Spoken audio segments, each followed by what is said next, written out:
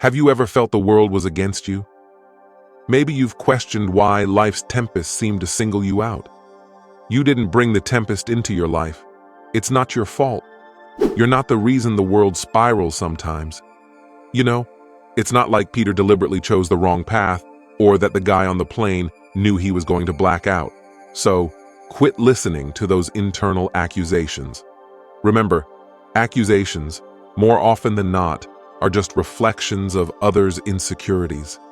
Have you ever thought, why me? Was this my doing? Stop right there. Tempests come to everyone, to the faithful, to the skeptics, to the leaders, and to the followers. No one is immune. So, thinking you're singled out, that's just a mirage. The real truth, the most profound wisdom doesn't come from the high moments. It's not from the praise, the promotions, or even the victories. It's from the storms, the moments when you're on the edge, questioning your existence, wondering if tomorrow's a possibility. Adversity, in all its forms, is a cruel but effective teacher. Whether it's sickness, betrayal, heartbreak, or a myriad of other challenges, these are the instances when you genuinely get to know life's essence. More importantly, they're the moments you really get to know yourself. There's always chatter, whispers, rumors, speculations. The world will talk. They'll question your journey and criticize your path. But whose journey is it? Yours. So, why let external noise dictate your path? Amidst all this chaos, there's one thing you need to remember. Stay grounded. Storms are turbulent by nature, but reacting with panic, that's a choice. I sometimes ponder, why did Jesus get upset when Peter woke him up during a storm? Wasn't Peter just seeking guidance? But then it hit me. Peter forgot the power of presence. He was fixated on miracles and overlooked the real strength, the unwavering presence. And that's what we do too. We forget our strength. We underestimate our power. The very fact that you're still here amidst all challenges shows the storm's lies. The tempest might be fierce, but you're fiercer.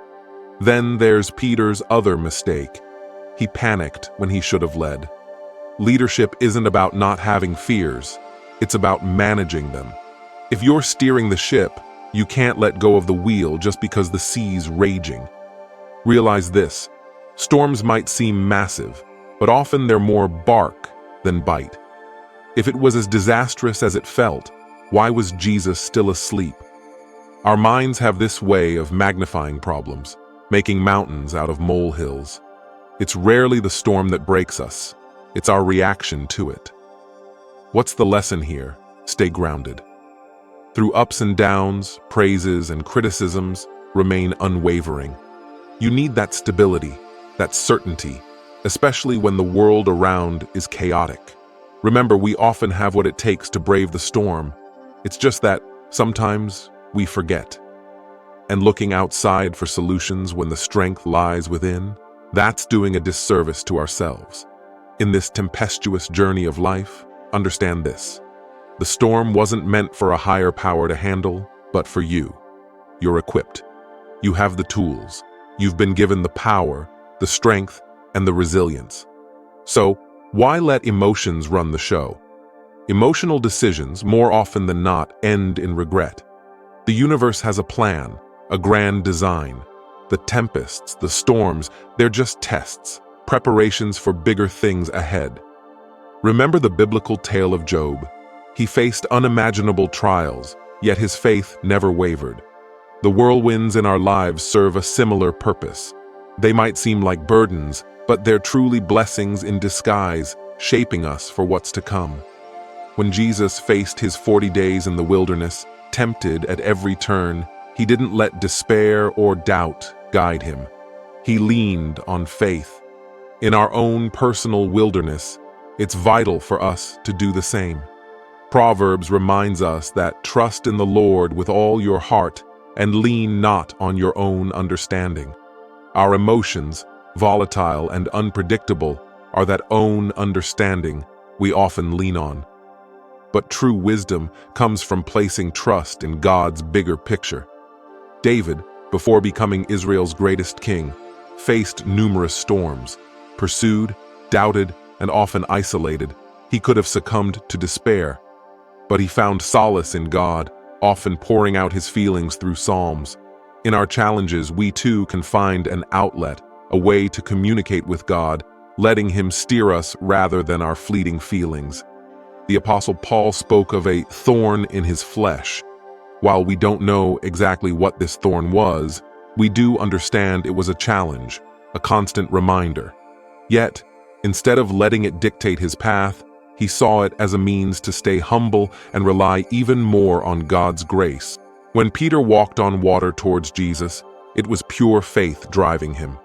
But the moment doubt and fear took over, he began to sink. This vivid story is a reminder that when we let emotions, especially fear, dominate, we often lose our miraculous path. Think of the walls of Jericho. They seemed insurmountable, but with faith, and not by human understanding or emotional response, they crumbled down. In our lives, the walls we face, whether emotional or physical, can fall, but only if we approach them with unwavering belief. In the tale of Jonah, we see what happens when we let our desires override God's plan. Jonah's initial refusal to go to Nineveh was emotional, but the storm and the belly of the whale were wake-up calls. Sometimes our storms are simply God's way of nudging us back on track. The story of Abraham and Isaac is a testament to obedience over emotion. Imagine the turmoil Abraham must have felt, being asked to sacrifice his son. But his trust in God's plan overruled his emotional turmoil, leading to immense blessings. Remember the prodigal son? When he let his desires guide him, he ended up in a mess. It was only when he put aside his pride and emotion and returned to his father, akin to returning to God, that he found grace. Mary Magdalene's story is powerful. Plagued by 7 demons, her life before Jesus was likely tumultuous, driven by emotions and afflictions. But her encounter with Christ changed everything. It's a reminder that no matter how chaotic our internal world is, Jesus can bring peace.